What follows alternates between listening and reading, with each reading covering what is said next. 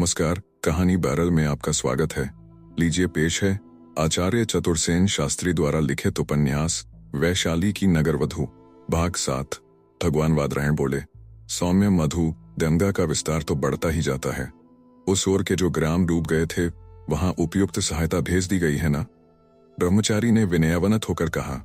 भगवान के आदेश के अनुसार 200 नावें कल ही भेज दी गई थी। वे अपना कार्य कर रही हैं। औषध और अन्न वितरण भी हो रहा है और पीड़ित क्षेत्र के स्त्री बच्चों एवं वृद्धों को सर्वप्रथम उठाकर रक्षा क्षेत्रों में पहुंचाया भी जा रहा है। किंतु क्या यह पर्याप्त है मधु? पर्याप्त तो नहीं भगवान, परंतु अभी और अधिक व्यवस्था नहीं हो सकी। हमारी बहुत सी नौकाएं बह भी तो गई हैं। फिर मांझियों की भी कठिनाई है। प्रातः काल और 100 नावें जा रही हैं। यह अच्छा है, परंतु चिकित्सा और खाद्य सामग्री क्या प्रचुर मात्रा में है? जी हाँ भगवान, परंतु चिकित्सकों की कमी है। फिर भी रक्षण क्षेत्र में सर्वोत्तम चिकित्सा की व्यवस्था है। व्यवस्था तो विपद क्षेत्रों में भी होनी चाहिए मधु। ये सभी ग्रामवासी अति निरीह हैं और इस बार तो उनका घर बार धन धान्य सभी बह गया। क्यों ना? भगवान वादरायण की वाणी करुणा से आर्द्र हो गई। ब्रह्मचारी ने कहा, सत्य है, परंतु भगवान वैशाली और राजगृह से चिकित्सक बुलाए गए हैं। उनके आने पर सब व्यवस्था ठीक हो जाएगी और बाढ़ का जल घटते ही मठ की ओर से उनके घर द्वार निर्माण करने एवं बीज देने की यथावत व्यवस्था हो जाएगी।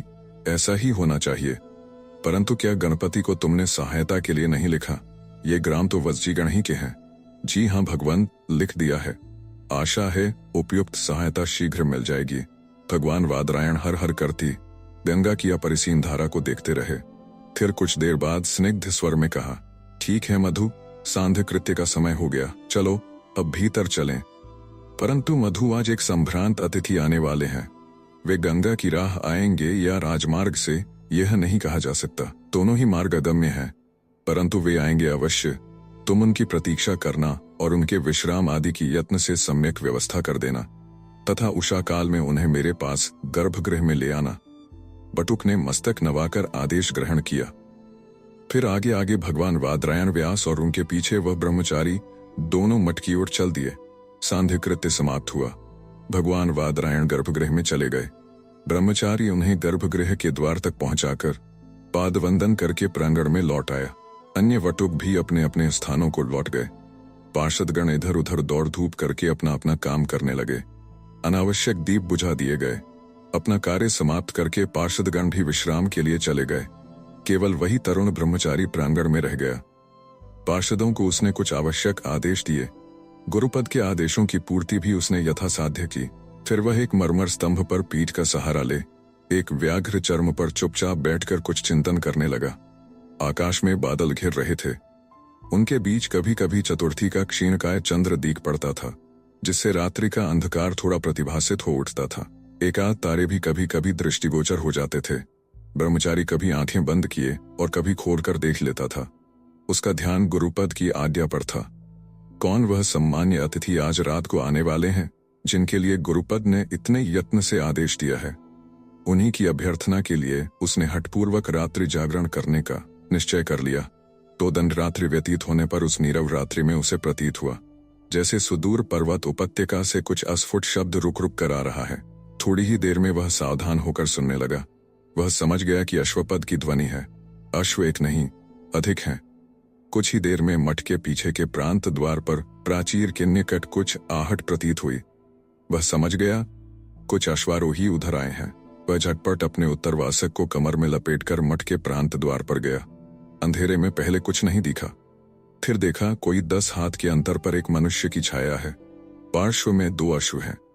उसने दोनों हाथ ऊंचे करके कहा, भंते अतिथि, आपका मठ में स्वागत है। मैं भगवान वादरायण के आदेश से आपके स्वागतार्थ प्रतीक्षा कर रहा था।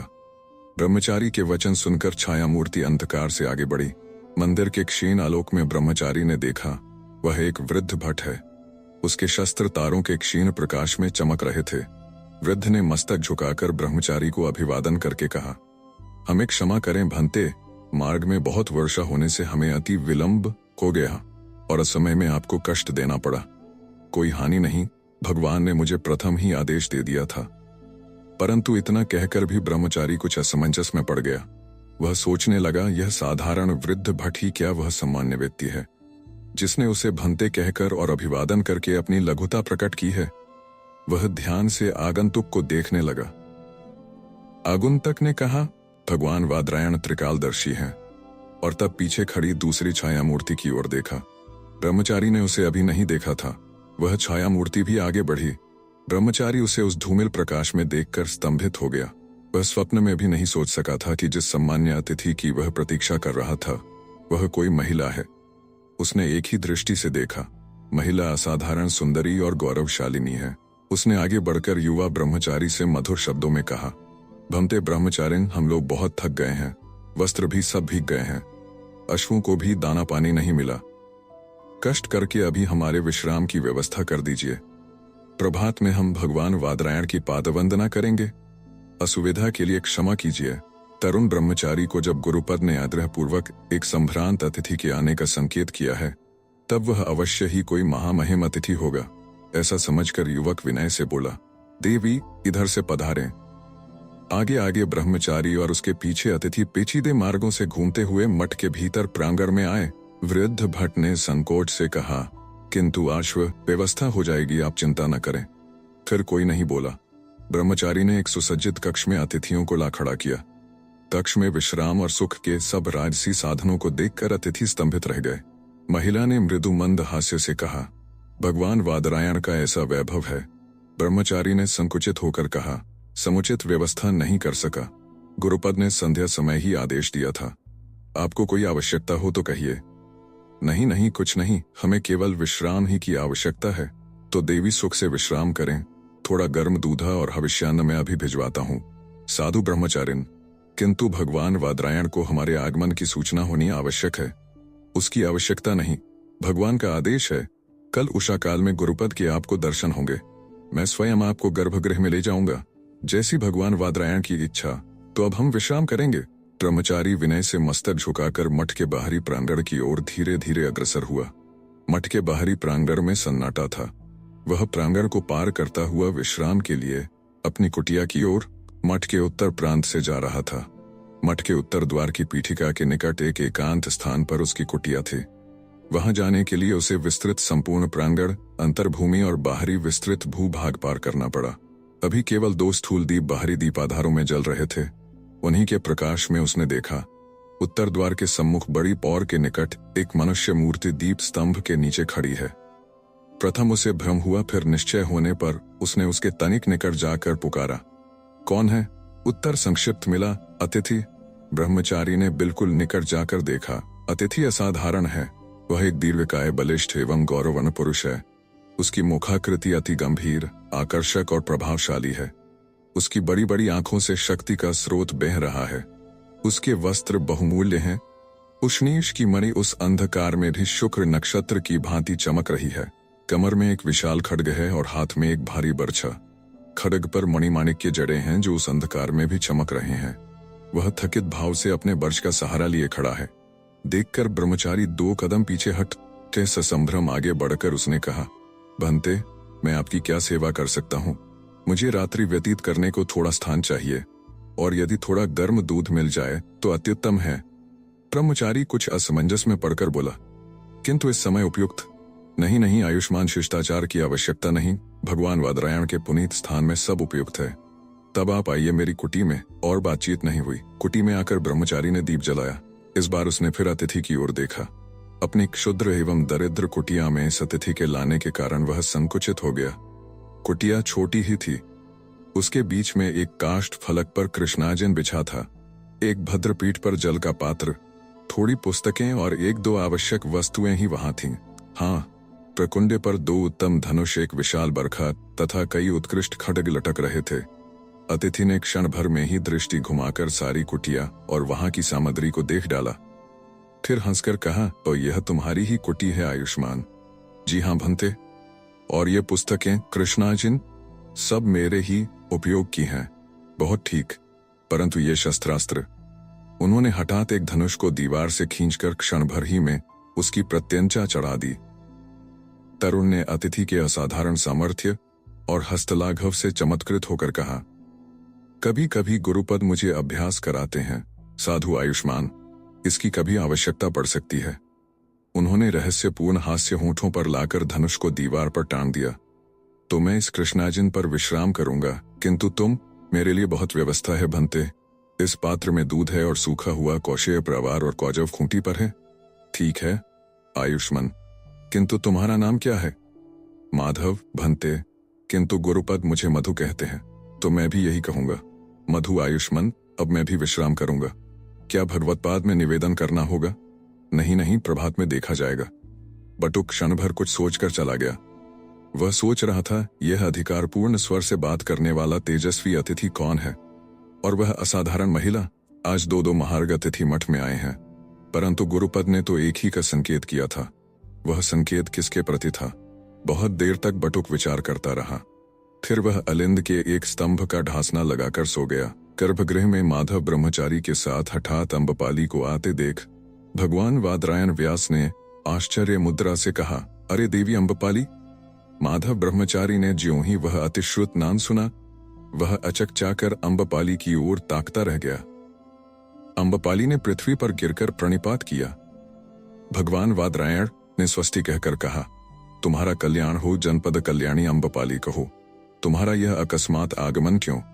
अविनय क्षमा हो, मैं प्रथम से बिना ही आदेश पाए चली आई, किंतु सर्वदर्शी भगवत्पाद ने इस अकिंचन के विश्राम आतिथ्य की जो असाधारण व्यवस्था की, उससे मैं अति कृतार्थ हुई। किंतु भगवान वादरायण ने तरुण बटुक की ओर प्रश्न सूचक दृष्टि से देखा। ब्रह्मचारी ने अटकते हुए कहा, भगवत्पाद का आदेश यथाशक्ति पालन किया गया है। क्या रात्रि में और कोई अतिथि नहीं आए? माधव ने सावधान मुद्रा से कहा, एक राजवर्गीय सामंत भी है। इसी समय एक छाया ने गर्भगृह में प्रवेश किया। उसे देखकर भगवान वादरायण कुछ असंयत हुए। उन्होंने दोनों हाथ उठाकर कहा, मगध सम्राट की जय हो। तब तक मगध सम्राट का मस्तक भगवान वादरायण के चरणों में झुक गया। सम्राट का नाम सुनते ही माधव स्तंभित हो गया। वह अपनी अविनय पर विचार करने लगा। भगवत्पाद के संकेत से उसने आसन की व्यवस्था की। स्वस्थ होकर बैठने के बाद सम्राट ने हंसकर कहा, भगवत्पाद का आशीर्वाद विलंब से मिला। प्रसेनजित ने मुझे करारी हार दी है। अभियान के समय में भगवत्पाद के दर्शन नहीं कर सका। वार्षभी विदुडभ ने मुझे डुबोया। उसी ने लिखा था कि श्रावस्ती पर अभियान का यही समय है। बूढ़े कामुक महाराज प्रसेनजित अब कुछ न कर सकेंगे। वे कौशाम्बीपति उदयन से उलझे हुए हैं और सेनापति कारायण से मिलकर मैं संपूर्ण सेना में विद्रोह कर दूंगा और सम्राट उसी के बल पर श्रावस्ती पर चढ़ दौड़े। भगवान वादरायण ने मंद स्मित करके कहा। सम्राट ने लज्जा से सिर झुका लिया। भगवान वादरायण फिर बोले, बंधुल मल्ल और उसके 12 परिजनों के विक्रम का विचार नहीं किया। आर्य वर्षकार ने आपत्ति की थी। वे पूरी शक्ति चंपा विजय में लगाकर तब इधर ध्यान देने के पक्ष में थे। कुछ देर चुप रहकर भगवान वादरायण ने कहा, आप आए कब? मध्य रात्रि के बाद। मैं अश्व पर निकला था, पर राह में वह मर गया। तब नौका पर चला। एक स्थल पर नौका उलट गई। तब मैं तैरकर मध्य रात्रि में यहाँ पहुंचा। आयुष्मान मधु का मैंने रात आतिथ्य ग्रहण किया और उसी की कुटिया में रात व्यतीत की। भगवान वादरायण ने प्रश्न सूचक दृष्टि से माधव की ओर देखा। मधु ने लज्जित होकर कहा, अविनय क्षमा क्षमा हो, मैं सम्राट को पहचान न सका। गुरुपद का आदेश कदाचित। वह अम्बपाली की ओर देखकर चुप हो गया। अम्बपाली की ओर अभी तक सम्राट की दृष्टि नहीं गई थी। अब उन्होंने भी इधर देखा। कृतदीप के मंद पीत प्रकाश में अम्बपाली उन्हें एक सजीव चंपक पुष्प गुच्छ सी दीख पड़ी। इसी समय भगवान वादरायण खिलखिलाकर हंस पड़े। दोनों ने चकित होकर उनकी ओर देखा। उन्होंने कहा, खूब हुआ। सम्राट के लिए जो व्यवस्था की गई थी उसका देवी अम्बपाली ने उपयोग किया। फलतः सम्राट को माधव की कुटिया के काष्ठफलक पर रात्रि व्यतीत करनी पड़ी। अम्बपाली ने आगे बढ़ और करबद्ध हो सम्राट का अभिवादन किया। फिर मधुर कंठ से कहा, सम्राट की जय हो। मुझसे अनजाने ही यह अपराध हो गया है। सम्राट ने हंसकर कहा, आप्यायित हुआ यह जानकर कि जनपद कल्याणी देवी अम्बपाली ने मेरे लिए नियोजित कक्ष में शयन सुख उठाया और हर्षित हुआ, अनुग्रहित हुई। भला एक अनुग्रह तो स्वीकार किया देवी अम्बपाली ने। मुझे प्रसेनजित से पराजित होने का क्षोभ नहीं है। सम्राट ने हंसकर दोनों हाथ फैलाए। भगवान वादरायण ने हंसकर कहा, लाभ है, लाभ है, लाभ है। सुश्री अम्बपाली, तो मैं आज रात्रि में तुमसे वार्तालाप करूंगा। जैसी आज्ञा भगवान। उसने प्रथम भगवान वादरायण को और फिर मगध सम्राट को सिर झुकाकर अभिवादन किया और कक्ष से चली गई। एकांत होने पर भगवान ने कहा, तो आपकी महत्वाकांक्षा ने वर्षकाल की बात पर विचार नहीं करने दिया। इसी से तो भगवान करारी हार खाई, परंतु वैशाली में ऐसा अवसर न आने पाएगा। क्यों? भगवत्पाद जब हृदयगत भाव से अवगत हैं तो मैं आशीर्वाद की आशा करता हूँ। सम्राट को उसकी क्या आवश्यकता है? विजय के लिए उनकी सेना और कूटनीति यथेष्ट है, किंतु यह तो भगवत्पाद का कोप वाक्य है। भगवान प्रसन्न हो। भगवान वादरायण ने मंद हास करके कहा, नहीं नहीं सम्राट, कोप नहीं, परंतु सम्राटों और विरक्तों का दृष्टिकोण सदा ही पृथक रहता है। परंतु भगवान, जहां जनपद हित और व्यवस्था का प्रश्न है, वहां सम्राट और विरक्त एक ही मत पर रहेंगे। फिर भी सम्राट विरक्त सदैव कर्तव्य पर विचार करेगा और सम्राट अधिकारों पर। ये ही अधिकार युद्ध, रक्तपात और अशांति की जड़ हैं। यद्यपि वे सदैव जनपद हित और व्यवस्था के लिए किए जाते हैं, अविनय क्षमा हो भगवान, इस युद्ध, रक्तपात और अशांति में भी एक लोकोत्तर कल्याण भावना है। भगवान भली भांति जानते हैं कि छोटे छोटे राज्य छोटे छोटे स्वार्थों के कारण परस्पर लड़ते रहते हैं। साम्राज्य ही उन्हें शांत और समृद्ध बनाता है। साम्राज्य में राष्ट्र का बल है। साम्राज्य जनपद की सर्वश्रेष्ठ व्यवस्था है। भगवत्पाद हंस दिए। उन्होंने कहा, इसी से सम्राट छोटे से वैशाली के गणतंत्र को मगध साम्राज्य में मिलाना चाहते हैं। सम्राट ने कुछ लज्जित होकर कहा, भगवान, स्वाधीनता सर्वत्र ही अच्छी वस्तु नहीं है। यह दास्ता की ध्वनि है और इसके मूल में आपाद अशांति, अव्यवस्था और उत्क्रांति है। भगवान ने किंचित हास्य कर कहा, तो कौशाम्बीपति उदयन ने श्रावस्ती अभियान में आपको सहायता नहीं दी। यही तो हुआ भगवान। विदूढ़भन ने यही तो कहा था कि कौशाम्बीपति ससैन्य सीमा प्रांत पर सन्नद्ध हैं। ज्यों ही मगध सैन्य का आक्रमण होगा, वे उस ओर से घुस पड़ेंगे। यह अभिसंधि कदाचित बंधुल मल्ल ने पूरी नहीं होने दी। नहीं भगवान, आर्य योगंधरायण ने उदयन को आक्रमण न करके हमारे युद्ध का परिणाम देखने की सम्मति दी। योगंधरायण मृत मांस खाना चाहता था। भगवान वादरायण जोर से हंस दिए। सम्राट भी हंसे। मैं भगवत्पाद के हास्य का कारण समझ गया।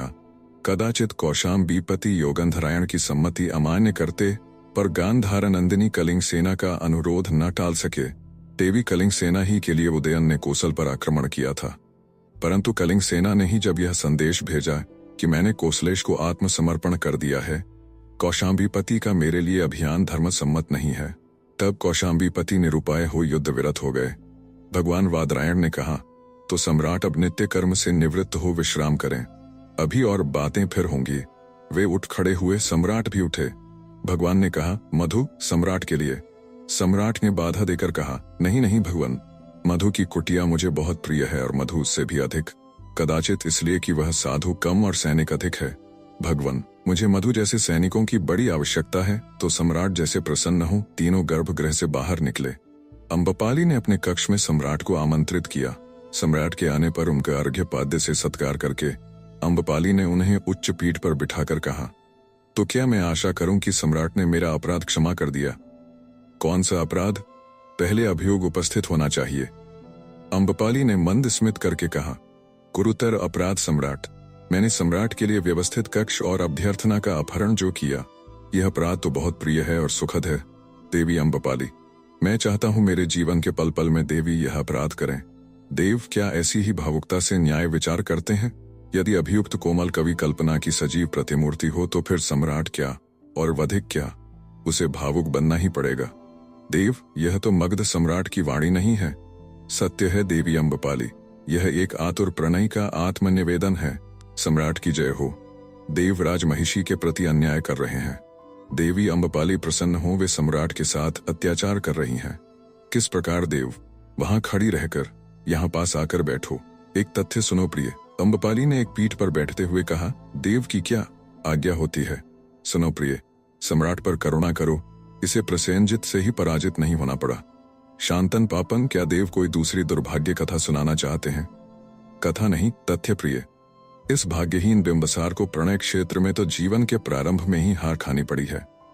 देव यह क्या कह रहे हैं? वही जो केवल देवी अम्बपाली से ही कह सकता था। प्यार की वह निधि तो प्रिय अम्बपाली अभी तक वहीं उस पुराण हृदय में धरी है, किसी की धरोहर की भांति, और मैं आजीवन उसके धनी को ही खोजता रहा हूँ। हाय हाय, और देव उसे अभी तक पाने में समर्थ नहीं हुए। आज हुआ प्रिय, संभाल लो वह सब अपनी पूंजी और इस शुष्क निस्सन बिंबसार के जलते हुए सूने जीवन में प्यार की एक बूंद टपका दो। देवी अम्बपाली, प्रिय, मैं आज से नहीं कब से तुम्हारी बाट जोड़ रहा हूँ। तुमने सदैव मेरी भेंट अस्वीकार करके लौटा दी, मुझे दर्शन देना भी नहीं स्वीकार किया, किंतु आज प्रिय मैंने अनायास ही तुम्हें पा लिया। ओ प्रसन्नजित का ही यह प्रसाद मुझे मिला, आज हार कर ही मैं भाग्यशाली बना। प्रिय अम्बपाली। सम्राट उठ खड़े हुए और दोनों हाथ पसार कर अम्बपाली की ओर बढ़े। अम्बपाली खड़ी हो गई, उसका हास्य उड़ गया। उसने सूखे कंठ से कहा, देव संयत हो, मैं देव से ही सुविचार की अभिलाषा रखती हूं, मैं अंततः सुविचार करूंगा। प्रिय तो देव मेरा निवेदन है कि सम्राट की यह प्रणय याचना निष्फल है। आह प्रिय, तुमने तो एक बार की ही आशा कुसुम दलित कर दिया। सुनिए महाराज, आप सम्राट हैं और मैं वेश्या, हम दोनों ने ही प्रणय के अधिकार खो दिए हैं। किंतु प्रिय हम मानव तो हैं, मानव के अधिकार वे भी हमने खो दिए तो जाने दो। कृमि कीट पतंग पशु जितने प्राणी हैं, क्या उनकी भांति भी हम प्रेम का आनंद नहीं ले सकते? तो निरीह पक्षियों की भांति भी नहीं। नहीं देव, नहीं देव नहीं। जैसे वेश्या होना मेरे लिए अभिशाप है, वैसे ही सम्राट होना आपके लिए, प्रेम के राज्य में प्रवेश करना हम दोनों ही के लिए निषिद्ध है। हम लोग प्रेम का पुनीत प्रसाद पाने के अधिकारी ही नहीं रहे। तब आओ प्रिय, हम इस अभिशाप को त्याग दें। मैं इस दूषित अभिशापित सम्राट पद को त्याग दूं और तुम इस गर्हित वेश्या जीवन को। परंतु यह संभव नहीं है देव। जैसे मैं अपनी इच्छा से वेश्या नहीं बनी हूं, उसी प्रकार आप भी अपनी इच्छा से सम्राट नहीं बने। हम समाज के बंधनों और कर्तव्यों के भार से दबे हैं, बचकर निकलने का कोई मार्ग ही नहीं है, कोई मार्ग ही नहीं है। ओ बड़ी भयानक बात है यह। प्रिय अम्बपाली सखी, तो फिर क्या कोई आशा नहीं? सम्राट ने वेदनापूर्ण दृष्टि से अम्बपाली को देखा। वे धम से आसन पर बैठ गए। अम्बपाली ने खोखले स्वर से नीचे दृष्टि करके कहा, आशा क्यों नहीं है सम्राट, बहुत आशा है। ओ तो प्रिय, फिर झटपट मेरे सौभाग्य का विस्तार करो। वे फिर उठकर और दोनों हाथ फैलाकर अम्बपाली की ओर चले। अम्बपाली ने पत्थर की मूर्ति की भांति स्थिर बैठकर कहा, देव आप आसन पर विराजमान हो, मैं निवेदन करती हूँ। हमारी आशा यही है देव कि मैं वैश्या हूँ और आप सम्राट हैं। यह कैसी बात प्रिय, यही तो हमारा परम दुर्भाग्य है। सुनिए देव, सम्राट को मगध के भावी सम्राट की माता के हृदय का एक कांटा दूर करना होगा, नहीं तो आपके पुत्र को लजाना पड़ेगा। कहो अम्बपाली, अपना अभिप्राय कहो। सम्राट ने आसन पर बैठकर जलद गंभीर स्वर में कहा, दुहाई सम्राट की, लिच्छवी गणतंत्र ने मुझे बलपूर्वक अपने धिकृत कानून के अनुसार वेश्या बनाया है। सम्राट का मुंह लाल हो आया। अम्बपाली ने आंखों में आंसू भरकर कहा, देव मेरा अपराध केवल यही था कि मैं असाधारण सुंदरी थी। मेरा यह अभियोग है कि वैशाली गण को इसका दंड मिलना चाहिए। सम्राट ने हाथ उठाकर कहा, मैं प्रतिज्ञा करता हूं कि मैं अष्टकुल के लिच्छवी गणतंत्र का समूल नाश करूंगा। अम्बपाली के होंठ कांप के कलुषित वातावरण में सम्राट ने कहा, नहीं नहीं प्रिय, देवी अम्बपाली को मैं राजगृह के राजमहालय में ले जाकर पट्ट राजमहिषी के पद पर अभिषिक्त करूंगा। प्रतिज्ञा करता हूं। अनुग्रहित हुई देव, आज मेरा स्त्री जन्म सार्थक हुआ। अब मुझे एक निवेदन करना है। कहो प्रिय, अब मैं और तुम्हारा क्या प्रिय कर सकता हूँ? देव आपकी चिरकिंकरी अम्बपाली इस समय तक विशुद्ध कुमारी है और वह आपकी आमरण प्रतीक्षा करेगी। ने कृतार्थ हुआ प्रिय, आह्लादित हुआ। सम्राट उठ खड़े हुए। अम्बपाली ने उनके चरण छुए। सम्राट ने उसके मस्तक पर अपना हाथ रखा और कक्ष से बाहर हो गए। अम्बपाली आंखों में आंसू भरे वैसी ही खड़ी रह गई। उसके होठ कांप रहे थे। भगवान वादरायण दीपाधार के निकट बैठे एक भूर्ज पत्र पर कुछ लिख रहे थे। माधव ने भू प्रणिपात करके देवी अम्बपाली के आगमन का संदेश दिया। दूसरे ही क्षण अम्बपाली ने साष्टांग दंडवत किया। भगवान ने कहा, अब कहो शुभे अम्बपाली, मैं तुम्हारा क्या प्रिय कर सकता हूँ? अम्बपाली मौन रही। संकेत पाकर माधव चले गए। उनके जाने पर अम्बपाली ने कहा, भगवान इस समय क्या किसी गुरुतर कार्य में संलग्न है? नहीं नहीं नहीं नहीं, मैं तुम्हारी ही गणना कर रहा था। इस भाग्यहीन के भाग्य में अब और क्या है? बहुत कुछ कल्याणी, तुम्हारा सौदा सफल है। तुम मगध के सम्राट की माता होगी, किंतु हो वैशाली का अनिष्ट न करना। अम्बपाली के भ्रू कुंचित हुए। यह देख भगवान वादरायण हंस दिए। उन्होंने कहा, गणतंत्र पर तुम्हारा रोष स्वाभाविक है, उसी कानून के संबंध में न भगवान, उसी धिकृत कानून के संबंध में।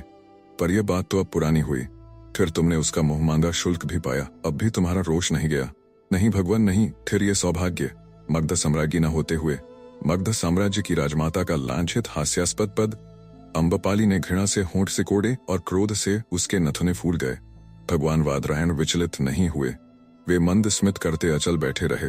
अम्बपाली एकटक उनकी भ्रिकुटी में चिंता प्रवाह देखती रही। भगवान ने मृदु मंद स्वर में कहा, केवल यही नहीं, क्या और भी कुछ? बहुत कुछ?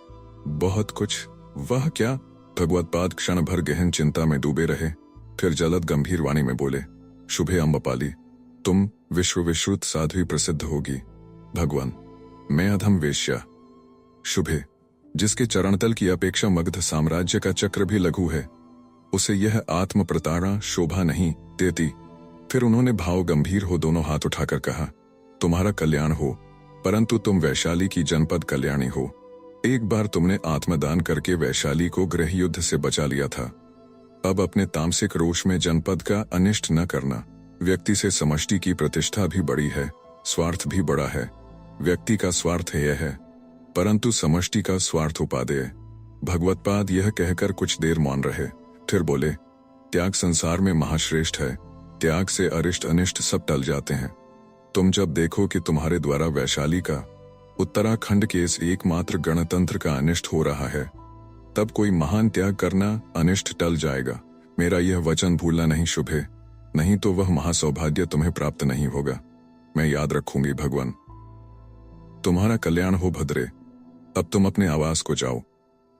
अम्बपाली बड़ी देर तक भगवान वादरायण व्यास के चरणों में चुपचाप पृथ्वी पर पड़ी रही, फिर आंखों में आंसू बहाती हुई उठकर चल दी। अब भगवत्पाद जो आदेश दे। साम्राज्यों के विधाता विचारशील मनुष्य नहीं होते सम्राट, वे लोहयंत्र होते हैं।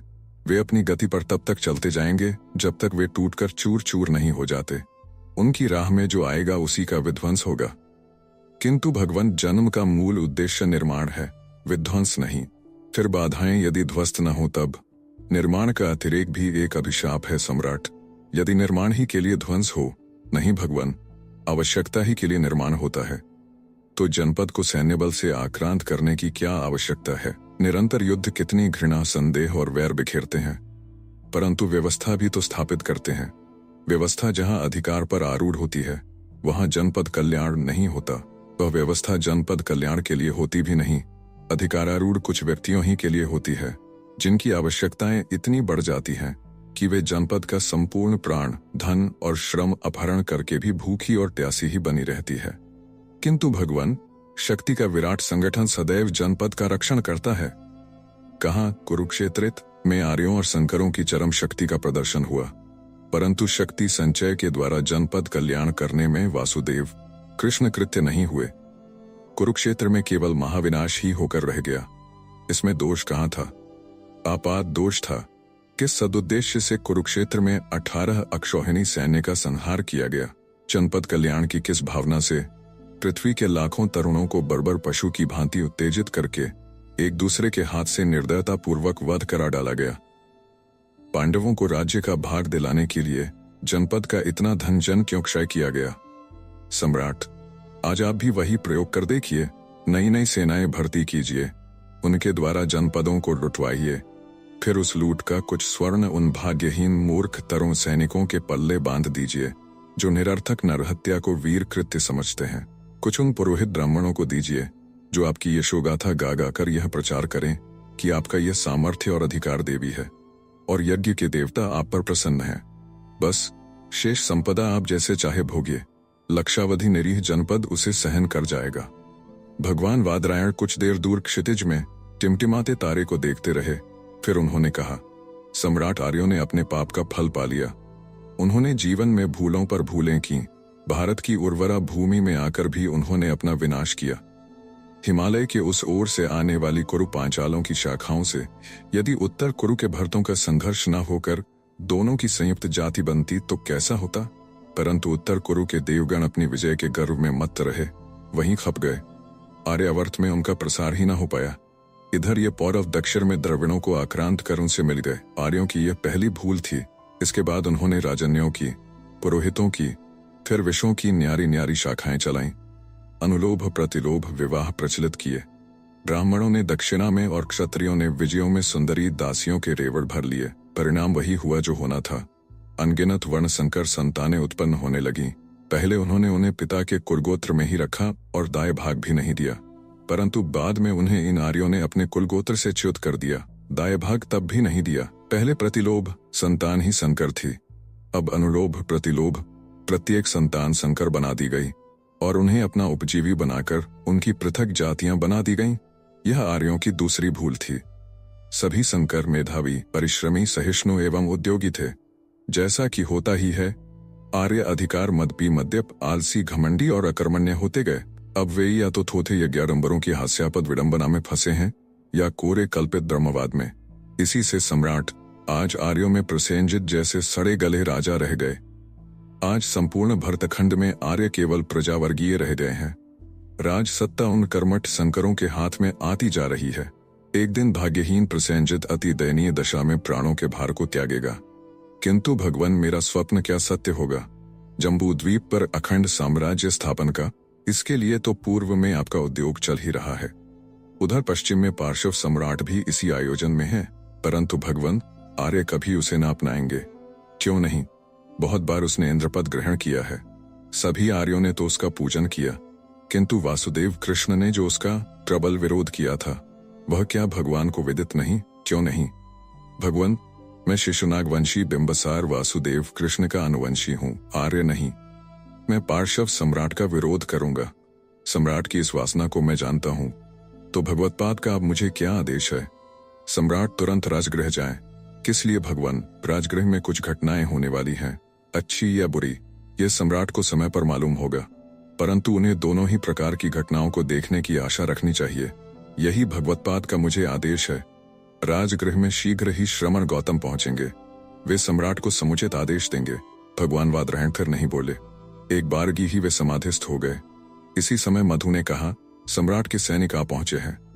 वे सम्राट को अपना अभिवादन निवेदन कर रहे हैं। सम्राट ने भगवान वादरायण के चरणों में साष्टांग प्रणाम किया और चल दिए। पूरा दिन चारों अश्वारोहियों ने घोड़े की पीठ पर व्यतीत किया। वे नगर, जनपद, वीथी सबको बचाते हुए गहन वन में चलते ही गए। मार्ग में दो एक हिंसक जंतु मिले। शंभ ने उनका आखेट किया, परंतु सोम अत्यंत खिन्न मुद्रा से सबके आगे आगे जा रहे थे। उनमें बातचीत का भी दम नहीं था। उनके पीछे कुंडनी राजकुमारी को दाहिने करके चली जा रही थी। राजकुमारी अत्यंत म्लान, थकित और शोकाकुला थीं, परंतु जब उनसे विश्राम के लिए कहा गया, उन्होंने कहा, नहीं, चले ही चलो, मैं और चल सकती हूँ। शंभ सबके पीछे चारों ओर देखता सावधानी से चल रहा था। एक आध बात कुंडनी कर लेती थी, फिर सन्नाटा हो जाता था। कभी कभी वायु लंबे वृक्षों और पर्वत कंदराओं से टकराकर डरावने शब्द करती थी। कुमारी का चेहरा पत्थर की भांति भावहीन और सफेद हो गया था और उनके नेत्रों की ज्योति जैसे बुझ चुकी थी। सोम ने अतिविनय से एक दो बार कुमारी से विश्राम कर लेने और थोड़ा बहुत आहार करने को कहा था, परंतु कुमारी बहुत भीत थीं। उन्होंने हर बार भीत दृष्टि से कुंडनी की ओर ताक कर कहा, नहीं हला, अभी चले चलो। धूमकेतु थका नहीं है, मैं भी थकी नहीं हूं। सोम कुमारी की व्यग्रता तथा वैकल्प को समझते थे, इसी से वह चुप हो रहे। वे चलते ही गए। मध्याह्न की प्रखर धूप धीमी पड़ गई। अश्वारोही और अश्व एकदम थक गए।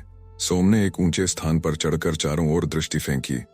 कुछ दूर उन्हें बस्ती के चिन्ह प्रतीत हुए। उन्होंने तनिक रुककर शंभ से कहा, शंभ, आखेट का ध्यान रख। और फिर कुंडनी के निकट जाकर कहा, वहां बस्ती मालूम होती है, आज रात वहीं व्यतीत करनी होगी। और उसने बिना उत्तर की प्रतीक्षा किए उधर ही प्रस्थान कर दिया। सूर्यास्त होने तक ये लोग नगर उपकूल में पहुंच गए। नगर में नगर के प्रांत भाग में अवस्थित एक चैत्य में विश्राम करना ठीक समझा। चैत्य बहुत पुराना और भग्न था। उसके एक कक्ष की दीवार बिल्कुल टूट गई थी, फिर भी वहां विश्राम किया जा सकता था। निकट ही एक पुष्करणी थी। अश्वों ने जल पिया और अश्वारोहियों ने भी। राजकुमारी के विश्राम की संपूर्ण व्यवस्था कर सोम ने चिंतित भाव से कुंडनी की ओर देखा।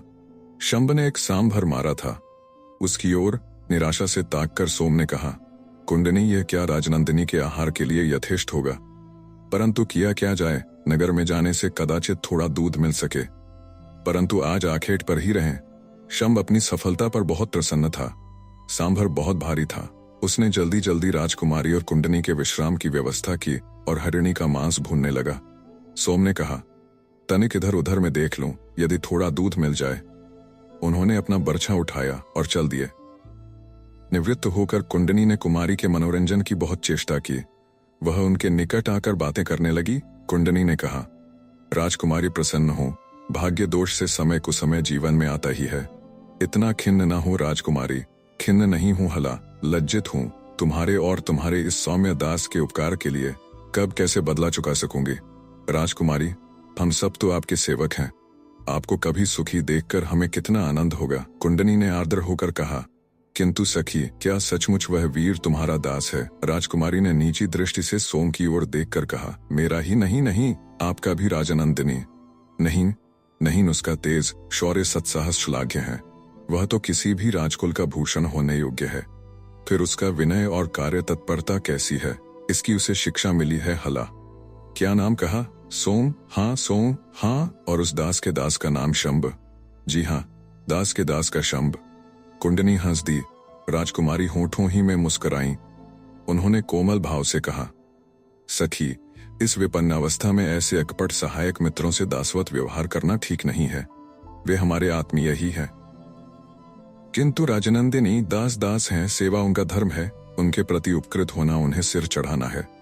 ऐसा नहीं हला, अंततः मनुष्य सब मनुष्य ही हैं, और वह तो एक श्रेष्ठ पुरुष है। मैं उन्हें दास नहीं समझ सकती। तो आप राजकुमार समझिए राजनंदिनी, यह आपके हृदय की विशालता है। नहीं, वे राजकुमार से भी मान्य पुरुष हैं हला। राजकुमारी का मुंह लज्जा से लाल हो गया और आंख से आंसू झरने लगे। इसी समय सोम कुछ आहार द्रव्य और थोड़ा दूध ले आए। शंभ ने भी हरण को भून भान लिया था। राजकुमारी क्षण भर को अपनी विपन्नावस्था भूलकर फुर्ती से आहार को स्वयं परोसने लगी। उन्होंने पलाश पत्र पर आहार संजोकर अपनी बड़ी बड़ी पलकें सोम की ओर उठाई और कहा, भद्र, भोजन करो। सोम ने विनयावनत होकर कहा, नहीं राजनंदिनी, पहले आप और कुंडनी आहार कर लें, पीछे हम लोग खाएंगे। नहीं नहीं, ऐसा नहीं, दास का निवेदन है। दास नहीं, भद्र, अभिभावक कहो। राजनंदिनी का गला भर आया। उन्होंने फिर उन्हीं भारी भारी पलकों को उठाकर सोम की ओर गीली आंखों से ताका। उस मूक अनुरोध से वशीभूत होकर सोम ने और आग्रह नहीं किया। उन्होंने कहा, तो फिर राजनंदिनी की जैसी आज्ञा हो, हम लोग साथ ही बैठकर भोजन करें। राजकुमारी ने भी जल्दी जल्दी कुंडनी और अपने लिए आहार परोसा। शंभ को भी दिया, पर शंभ किसी तरह साथ खाने को राजी न हुआ। वे तीनों भोजन करने लगे। बाहर आकर सोम थकित भाव से एक सूने चैत्य के किनारे एक वट वृक्ष के सहारे आ बैठे। अपना विशाल खड्ग उन्होंने लापरवाही से एक ओर फेंक दिया। वह शून्य दृष्टि से आकाश को ताकते रहे। उस गलती हुई रात में उस एकांत भीषण स्थान में बैठे हुए सोम बहुत सी बातें विचारते रहे। ओस से भीगे हुए गुलाब के पुष्प की भांति कुमारी का शोकपूर्ण मुख उनकी दृष्टि से घूम रहा था। एक प्रबल राज्य के राजा की राजनंदिनी किस भांति उसी के उद्योग और यत्न के कारण इस अवस्था को पहुंची, यही सब सोच सोचकर उनका नवीन, भावुक, तरुण और वीर हृदय आहत हो रहा था। रह रहकर उन्हें आचार्य काश्यप की बातें याद आ रही थीं। राजतंत्र की इस कुत्सा पर उन्हें अभी कुछ सोचने का अवसर ही न आया था। असुरप्री में तथा चंपा में वह कुंडनी का अद्भुत कौशल, साहस और सामर्थ्य देख चुके थे। वह जान गए थे कि आचार्य की बात झूठी नहीं। इस अकेली कुंडनी ही में एक भारी सेना की सामर्थ्य निहित है। राज्यों की लिप्सा में किस प्रकार निरीह निर्दोष हृदय कुसुम इस प्रकार दलित होते हैं, ये सोच सोचकर सोम का हृदय मर्माहत हो रहा था। परंतु बात केवल भूत दया तक ही सीमित न थी। सोम का तारुण्य भी कुमारी को देखकर जागृत हुआ था। कुंडनी के उत्तप्त साहचर्य से यत्किंचित उनका सुप्त यौवन जागृत हुआ था, परंतु उसे विषकन्या जान तथा भगिनी भावना से वह वहीं ठिठक गया था। अब इस अमल धवल कुसुम कोमल सुकुमारी कुमारी के चंपक पुष्प के समान नवल देह और लज्जा, संकोच, दुख और शोक से परिपूर्ण मूर्ति पर उनका संपूर्ण तारुण्य जैसे चल विचल हो गया। उन्होंने प्रण किया, मेरे ही कारण कुमारी की यह दुर्दशा हुई है, मैं ही इसका प्रतिरोध करूंगा। बहुत देर तक सोम यही सोचते रहे। उन्हें यह भी ध्यान न रहा कि कोई उनके निकट है, पर कुंडनी छाया की भांति उनके साथ थी। बहुत देर बाद कुंडनी ने कहा, क्या सोच रहे हो सोम? सोम ने अचकचाकर कुंडनी की ओर देखा, फिर शांत संयत स्वर में कहा, कुंडनी, कुछ हमारे ऊपर भी चंपा की कुमारी की विपन्नावस्था का दायित्व है। मूर्खता की बातें हैं। हम मगध राजतंत्र के यंत्र हैं, हमें भावुक नहीं होना चाहिए। कुछ देर सोम चुपचाप आकाश को ताकते रहे, फिर वह एक लंबी सांस लेकर बोले, तुम कदाचित ठीक कहती हो कुंडनी, परंतु मेरा तो अभी से सारा पुरुषार्थ गल गया और अब संभवतः राजनीति में भाग लेने की मुझ में शक्ति ही नहीं रह गई। यह तुम क्या कहते हो सोम? आर्यामात्य को तुमसे बड़ी बड़ी आशाएं हैं। अभी हम जिस गुरुतर कार्य में नियुक्त हैं, हमें उधर ध्यान देना चाहिए। अब तुम राजगृह लौट जाओ। कुंडनी, अब मेरे तुम्हारे मार्ग दो हैं, परंतु उद्देश्य एक ही है। संभवतः वे भी दो हैं। तुम राज सेवा करो और मैं राजकुमारी की सेवा करूंगा। कुंडनी हंस दी। उसने निकट स्नेह से सोम के सिर पर हाथ रखा और स्निग्ध स्वर में कहा, सोम, तुम्हें मालूम है कुंडनी तुम्हारी भगिनी है।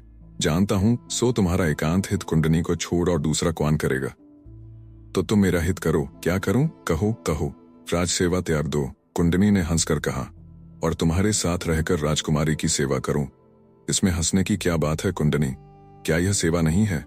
फिर उनकी सेवा कर दी गई, अर्थात उन्हें रानी से राह की भिखारिणी और अनाथ बना दिया गया। सोम ने उत्तेजित होकर कहा, यह कार्य तो हमारा नहीं था, राज कार्य था प्रिय। हमने तो विपन्नावस्था में उनका मित्र के समान साथ दिया है। तो कुंडनी, अब उनका क्या होगा? सोचो तो कुछ हो ही जाएगा। जल्दी क्या है? अभी तो हम श्रावस्ती जा ही रहे हैं। नहीं, मैं राजकुमारी को वहां नहीं ले जाऊंगा। उन्हें कहां ले जाओगे? पृथ्वी के उस छोर पर जहां हम दोनों अकेले रहें। कुंडनी को कहां छोड़ोगे? कुंडनी हंस दी। उसने फिर सोम के सिर पर हाथ फेरते हुए कहा, यह ठीक नहीं है प्रिय। तब विचार करो, राजकुमारी क्या सहमत होंगी? मैं कह दूंगा कि मैं दास नहीं हूं और मागध हूं, उसका पितृहंता और राज्य विध्वंसक शत्रु। किंतु किंतु किंतु सोम उत्तेजित होकर पागल की भांति चीख उठे। उन्होंने कहा, मैं उन्हें चंपा की गद्दी पर बैठाऊंगा। मैं मगध से विद्रोह करूंगा। यह तो बहुत अच्छी योजना है सोम। फिर तुम अनायास ही चंपाधिपति बन जाओगे। किंतु राजकुमारी क्या तुम्हें क्षमा कर देंगी? इतना करने पर भी नहीं। ओह, तुम उनका मूल्य उन्हीं को चुकाओगे और फिर उन्हें अपनी दासी बनाकर रखोगे। दासी बनाकर क्यों और किस भांति? तुम राजकुमारी की विचार भावना की परवाह बिना किए अपनी ही योजना पर चलते जाओगे और समझोगे कि राजकुमारी तुम्हारी अनुगत हो गई। तो कुंडनी, मैं राजकुमारी के लिए प्राण दूंगा। सो दे देना, बहुत अवसर आएंगे। अभी तुम चुपचाप श्रावस्ती चलो। राजकुमारी को निरापद स्थान पर सुरक्षित पहुंचाना सबसे प्रथम आवश्यक है। हम लोग छद्मवेशी हैं, पराये राज्य में राज सेवा के गुरुतर दायित्व से दबे हुए हैं। राजकुमारी को अपने साथ रखने की बात सोच ही नहीं सकते। फिर तुम एक तो अज्ञात कुलशील, दूसरे मागधद, तीसरे असहाय हो। ऐसी अवस्था में तुम राजकुमारी को कैसे ले जा सकते हो और कहाँ? हाँ, यदि उनकी विपन्नावस्था से लाभ उठाकर उन पर बलात्कार करना हो तो वह असहाय अनाथिनी कर भी क्या सकती है। परंतु सोम, यह तुम्हारे लिए शोभनीय नहीं होगा। सोम ने कुंडनी के चरण छुए। उनके 2 गर्म आंसू कुंडनी के पैरों पर टपक पड़े।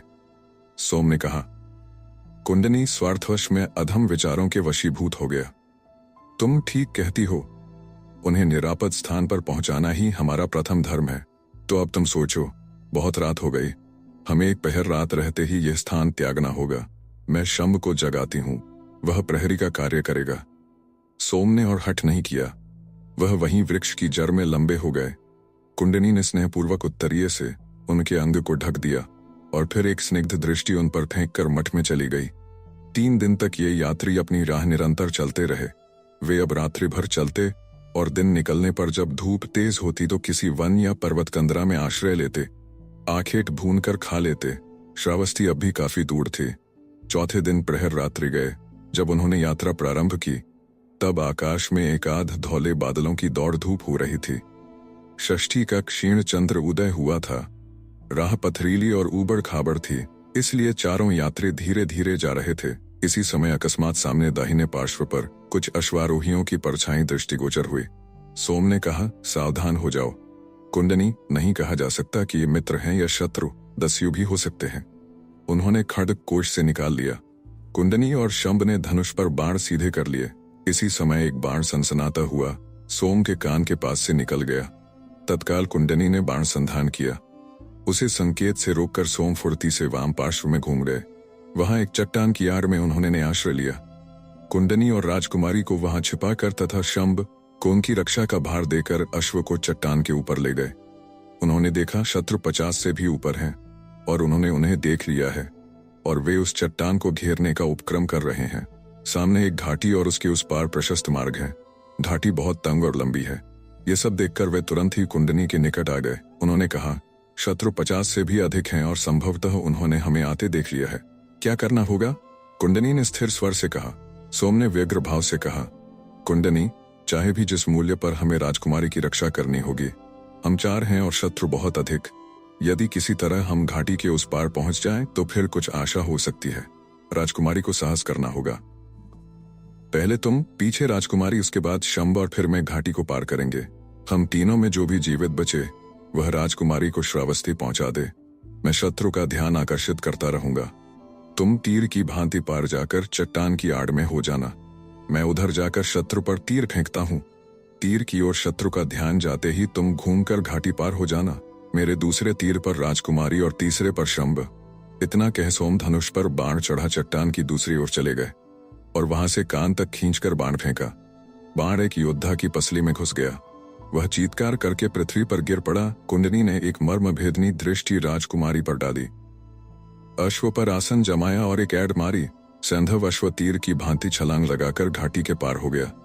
उस पार जाकर कुंडनी ने संकेत किया और चट्टान की आड़ में हो गई। सोम ने संतोष की सांस ली और कुमारी के निकट आकर अवरुद्ध कंठ से कहा, अब आप राजनंदिनी साहस कीजिए। आपका धूम्रकेतु असाधारण अश्व है। ज्यों ही मैं तीर फेंकूं आप अश्व को छोड़ दीजिए। उसने धूम्रकेतु की पीठ थपथपाई। राजनंदिनी ने दांतों से होंठ काटे और उत्तरीय भली भांति सिर पर लपेटा। सोम ने बाण छोड़ा और राजकुमारी ने अश्व की वल्बू का एक झटका दिया। अश्व हवा में तैरता हुआ पार हो गया। सोम का मुख आनंद से खिल गया। अब उन्होंने शंब की ओर मुड़कर कहा, शंब, यदि मैं असफल हूं तो तू प्राण रहते राजकुमारी की रक्षा करना। शंब ने स्वामी के चरण छुए। सोम ने फिर बाण फेंका, अश्व को संकेत किया। अश्व हवा में उछला और पार हो गया। अब सोम की बारी थी, परंतु अब शत्रु निकट आकर फैल गए थे। सोम ने अश्व को थपथपाया और ऐड लगाई। अश्व उछला और इसी समय एक बाण आकर सोम की गर्दन में घुस गया और सोम वायु से टूटे वृक्ष की भांति घाटी में गिर गया। शंब चीत्कार करके दौड़ पड़ा। राजकुमारी हाय कर उठी। कुंडनी का मुंह फक हो गया। राजकुमारी घाटी की ओर लपकी, परंतु कुंडनी ने हाथ पकड़कर उन्हें रोककर कहा, क्षण भर ठहरो हला। शंब उनकी सहायता पर है। उधर से बाणों का मेह बरस रहा था। उनमें से अनेक शंब के शरीर में घुस गए। उसके शरीर से रक्त की धार बह चली, पर उसने इसकी कोई चिंता नहीं की। वह मूर्छित सोम को कंधे पर लादकर इस पार ले आया और अश्व शंब। कुंडनी ने उद्वेग से कहा, दोनों अश्व मर गए। शंब ने हांफते हांफते कहा, बाण वहां तक आ रहे थे और शत्रु घाटी पार करने की चेष्टा कर रहे थे। कुंडनी ने कहा, शंब, इन्हें राजकुमारी के घोड़े पर रखो और तुम मेरे साथ साथ आओ। एक क्षण का विलंब भी घातक होगा। इसी समय सोम की मूर्छा भंग हुई। उसने राजकुमारी को सामने देखकर सूखे कंठ से कहा, कुंडनी, तुम राजकुमारी को लेकर भागो। हम लोग, मैं और शंब, तब तक शत्रु को रोकेंगे। राजकुमारी ने आंखों में आंसू भरकर कहा, नहीं, आप मेरे अश्व पर आइए। व्यर्थ है, हम सब मारे जाएंगे। इसी बीच शंब ने तीर मारकर 2 शत्रुओं को धराशायी कर दिया। सोम ने साहस करके तीर खींचकर कंठ से निकाल दिया। खून की धार बह चली। राजकुमारी ने लपक कर अपना उत्तरीय सोम के कंठ से बांध दिया और कहा, उठो भद्र, मेरे अश्व पर। नहीं राजकुमारी, तुम भागो, एक एक क्षण बहुमूल्य है। मैं आपको छोड़कर नहीं जाऊंगी। और वह सोम के वक्ष पर गिर गई। सोम के घाव से अब भी रक्त निकल रहा था। एक शत्रु घाटी के इस पार आ गया था। उसे शंब ने बाण से मारकर कहा, बहुत शत्रु इस पार आ रहे हैं। सोम ने कांपते हाथों से राजकुमारी को अलग करके कहा, ईश्वर के लिए कुमारी, प्राण और प्रतिष्ठा लेकर भागो, तो हम लोग साथ ही मरे। नहीं राजनंदिनी, सधम का मोह न करो, प्राण लेकर भागो। किंतु मैं तुम्हें, ओह कुमारी, कुछ मत कहो। जीवन रहा तो फिर मिलेंगे, पर मैं जीते जी तुम्हें नहीं छोड़ सकती। वह सोम के शरीर से लिपट गई। सोम ने सूखे कंठ से कहा, तुम्हें भ्रम हुआ है कुमारी। मैं मागध हूं, तुम्हारा शत्रु। मार्ग में पड़े हुए सर्प को अकस्मात देखकर जैसे मनुष्य चीत्कार कर उठता है, उसी भांति चीत्कार करके कुमारी सोम को छोड़कर 2 कदम पीछे हट गई और भीत नेत्रों से सोम की ओर देखने लगी। सोम ने कुंडनी को संकेत किया और एक चट्टान का ढासना लेकर धनुष संभाला। कुमारी की ओर से उसने मुंह फेर लिया और धनुष पर तीर चढ़ाते हुए कहा, शंब, तुम दाहिने मैं बाएं। परंतु सोम बाण लक्ष्य पर न छोड़ सके। धनुष से बाण छटकर निकट ही जा गिरा। उधर सोम एक बारगे ही बहुत सा रक्त निकल जाने से मूर्छित हो गए। उनकी आंखें पथरा गईं और गर्दन नीचे को लुढ़क गई। शंब ने एक बार स्वामी को और फिर शत्रु को भीत दृष्टि से देखा। सामने कुंडनी एक प्रकार से राजकुमारी को घसीटती हुई अश्व पर सवार करा। अपने और कुमारी के अश्व को संभालती चट्टान के मोड़ पर पहुंच चुकी थी। राजकुमारी अश्व पर मृतक की भांति झुक गई थी। शत्रु घाटी के इस पार आ चुके थे। कुंडनी ने एक बार शंभ की ओर देखा। शंभ ने उसे द्रुत वेग से भागने का संकेत करके सोम को कंधे पर उठा लिया और वह तेजी से पर्वत कंदरा की ओर दौड़ गया। एक सुरक्षित गुफा में सोम को लेटा आप धनुष बाण लेकर गुफा के द्वार पर बैठ गया। परंतु इतनी तत्परता, साहस एवं शौर्य भी कुछ काम न आ सका। शत्रुओं ने शीघ्र ही राजकुमारी और कुंडनी को चारों ओर से घेर लिया। भागने का प्रयास व्यर्थ समझकर कुंडनी अब मूर्छिता कुमारी की शुश्रूषा करने लगी। दस्युओं में से एक ने आगे बढ़कर दोनों के अश्व थाम दिए। चंद्रमा के क्षीण प्रकाश में अश्वारोहियों को देखकर प्रसन्न मुद्रा से उसने कहा, वाह, दोनों ही स्त्रियां हैं। दूसरे ने निकट आकर कहा, और परम सुंदरियां भी हैं। मालिक को अभी अभी सूचना देनी होगी। उसने राजकुमारी को देखकर कहा, मालिक ऐसी ही एक दासी की खोज में थे। एक पुरुष ने चकमक झाड़कर प्रकाश किया और कुंडनी से पूछा, कौन हो तुम? राही हैं, देखते नहीं? देख रहे हैं। तुम्हारे वे साथी कहाँ हैं जिन्होंने हमारे इतने आदमी मार डाले हैं? उन्हें तुम ही खोज लो। अच्छी बात है, यह भी संभव है वे लोग उसी घाटी में मर खप गए हों। किंतु तुम लोग जा कहाँ रही हो? हम श्रावस्ती जा रहे हैं। वह तो अभी 60 योजन है। इससे तुम्हारा क्या प्रयोजन है? हमारा सार्थवाह भी श्रावस्ती जा रहा है। हमारे साथ ही चलो तुम। क्या बल से, नहीं विनय से। वह पुरुष हंसकर पीछे हट गया। उसके साथ ही दोनों के अश्वों को घेर कर चलने लगे। कुंडनी ने विरोध नहीं किया। कुछ दूर चलने पर उन्होंने देखा, वन के एक प्रांत भाग में कोई 50-60 पुरुष आग के चारों ओर बैठे हैं। एक ओर कुछ स्त्रियां भी एक बड़े शिलाखंड की आड़ में बैठी हैं। कुछ सो रही हैं। इनके वहां पहुंचने पर कई मनुष्य इनके निकट आ गए। एक पुरुष ने मशाल ऊंची करके कहा, वाह, बहुत बढ़िया माल है। स्वामी को अभी सूचना दो। इसी समय एक अधेड़ अवस्था का खूब मोटा आदमी आगे आया। इसकी लंबी दाढ़ी और मोटी गर्दन थी। वह एक कीमती शाल लापरवाही से कमर में लपेटे हुआ था। उसने हर्षित नेत्रों से दोनों स्त्रियों को देखा और हाथ मलकर सिर हिलाया। तो तुम दास विक्रेता हो? कुंडनी ने घृणा से होंठ सिकोड़कर कहा, तुम ठीक समझ गई हो। परंतु चिंता न करो, मैं श्रावस्ती जा रहा हूं। तुम्हें और तुम्हारी सखी को महाराज को भेंट करूंगा। वहां तुम्हारी यह सखी पट्ट राजमहिषी का पद ग्रहण करेंगी और तुम भी। संभवतः तुम अति दूर से आ रही हो और तुम्हारी साथिन रुग्ण है। अभी विश्राम करो, प्रभात में परिचय प्राप्त करूंगा। उसने दास को संकेत किया और उनके अश्वत्थाम उधर ले गया जिधर अन्य स्त्रियां बैठी थीं। पहले उसने राजकुमारी को सहारा देकर उतारा, फिर वह कुंडनी के निकट आया। वह सावधान था। कुंडनी ने विद्युत वेग से उस पर हठात कटार का वार किया और द्रुत वेग से अश्व को छोड़ दिया। दास ने चिल्लाकर कहा, पकड़ो पकड़ो, दासी भागी जाती है। अनेक पुरुष अस्त्र शस्त्र लेकर उसके पीछे दौड़े, पर कुंडनी उनके हाथ न आई। कुछ देर में सब लोग हताश हो लौट आए। राजकुमारी का एकमात्र अवलंब भी जाता रहा। वह वहीं मूर्छित होकर गिर गई। श्रावस्ती उन दिनों जम्बू द्वीप पर सबसे बड़ा नगर था। कोसल महाराज्य के अंतर्गत साकेत और वाराणसी, ये 2 महानगर भी महासमृद्धशाली थे, परंतु श्रावस्ती की उनसे होड़ न थी। साकेत बहुत दिन से कोसल की राजधानी न रही थी। इस समय उसका महत्व केवल इसलिए था कि वह उत्तरापथ के प्रशस्त महाजनपद पर थी तथा उत्तर, दक्षिण, पूर्व और पश्चिम के सार्थवा, जल थल दोनों ही मार्गों से साकेत होकर जाते थे। परंतु श्रावस्ती में समस्त जम्बूद्वीप ही की संपदाओं का अगम समागम था। यहाँ अनाथ, पिंडिक, सुदत्त और मृगार जैसे धनकुबेरों का निवास था, जिनके सार्थ जम्बूद्वीप ही में नहीं, ताम्रलिप्ति के मार्ग से बंगाल की खाड़ी और भरुकच्छ तथा शूरपाटक से अरब सागर को पार कर सुदूर द्वीपों में जाते और संपदा विस्तार करते थे। श्रावस्ती से प्रतिष्ठान तक का मार्ग महिष्मती, उज्जैन, गोनर्द, विदिशा, कौशाम्बी और साकेत होकर था। श्रावस्ती से राजगृह का मार्ग पहाड़ की तराई होकर था। मार्ग में सेतव्य, कपिलवस्तु, कुशीनारा, पावा, हस्तिग्राम, भंडग्राम, वैशाली, पाटलिपुत्र और नालंदा पड़ते थे। पूर्व से पश्चिम का मार्ग बहुत करके नदियों द्वारा तय होता था। गंगा में सहजाती और यमुना में कौसाम्बी तक बड़ी बड़ी नावें चलती थीं। सार्थवाह विदेह होकर गांधार तक और मगध होकर सौवीर तक, भरुकच्छ से बर्मा तक और दक्षिण होकर बेबीलोन तक तथा चंपा से चीन तक जाते आते थे। रेगिस्तानों में लोग रात को चलते थे और पथ प्रदर्शक नक्षत्रों के सहारे मार्ग का निर्णय करते थे। सुवर्ण भूमि से लेकर यवद्वीप तक तथा दक्षिण में ताम्रपर्णी तक आना जाना था। श्रावस्ती महानगरी में हाथी सवार, घुड़सवार, रथी, धनुर्धारी आदि 9 प्रकार की सेनाएं रहती थीं।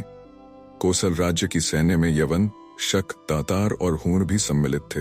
यवनों को ऊंचे ऊंचे सेनापति के पद प्राप्त थे उच्च वर्गीय सेठियों, सामंतों, श्रमणों और श्रोत्रिय ब्राह्मणों के अतिरिक्त दास, रसोइये, नाई, उपमर्दक, हलवाई, माली, धोबी, जुलाहे, झोवा बनाने वाले, कुम्हार, मुहर्रिर, मुसद्दी और कर्मकार भी थे।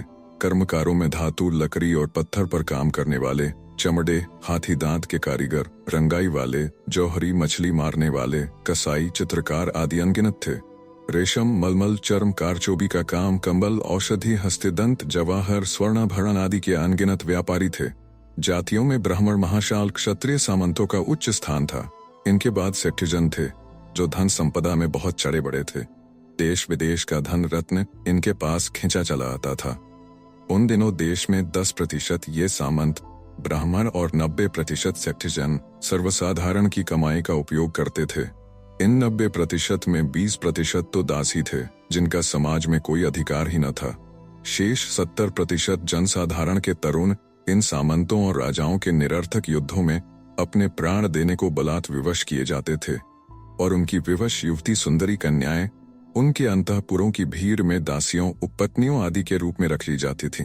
ब्राह्मण इन सामंतों और राजाओं को परम परमेश्वर घोषित करते, इन्हें ईश्वर अवतार प्रमाणित करते और इनके सब ऐश्वर्यों को पूर्व जन्म के सुकृतों का फल बताते थे।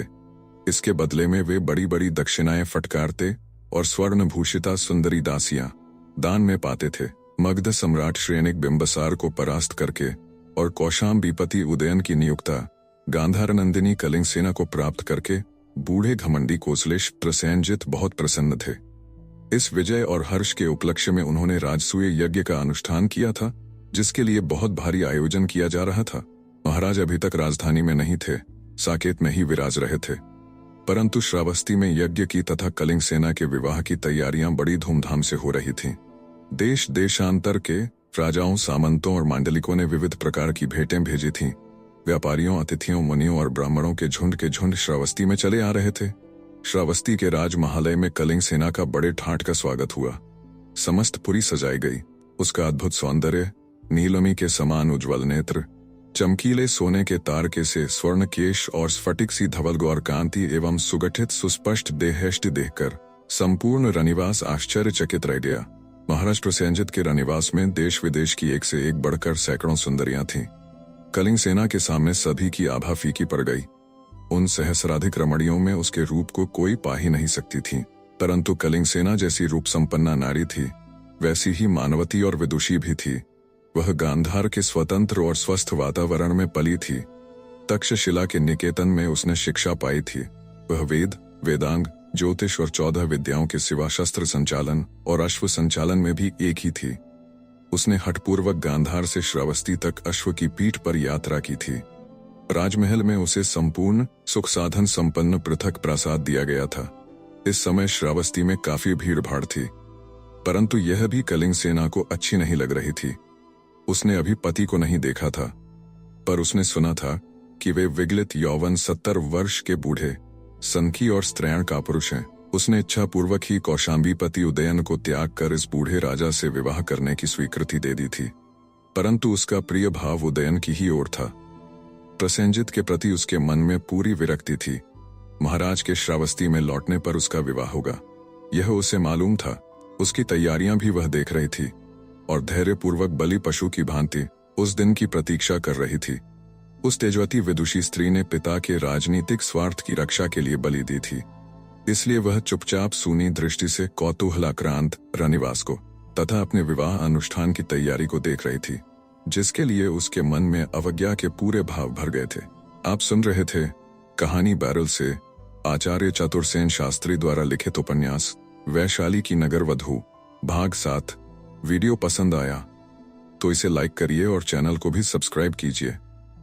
धन्यवाद।